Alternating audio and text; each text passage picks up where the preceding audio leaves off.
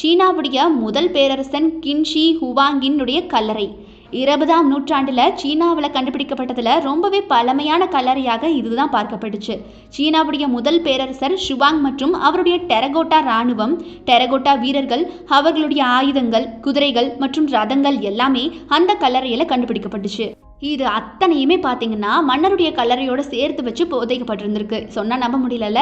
அங்க அகழ்வாராய்ச்சி செஞ்ச போது இசை கலைஞர்கள், நடன கலைஞர்கள் போன்ற பிற கலைஞர்களை உள்ளடக்கிய டெரகோட்டா சிலைகளும் கண்டுபிடிக்கப்பட்டிருக்கு. ஆனா பாருங்க, பேரரசருடைய அந்த கல்லறை இருக்குது இல்லையா, அதை மட்டும் இறுதி வரைக்கும் திறக்கப்படவே இல்லை, திறக்கப்பட முடியலை அப்படின்னு சொல்றாங்க. இந்த அரண்மனை கல்லறையானது மிகப்பெரியது அப்படின்னு சொல்லப்படுது.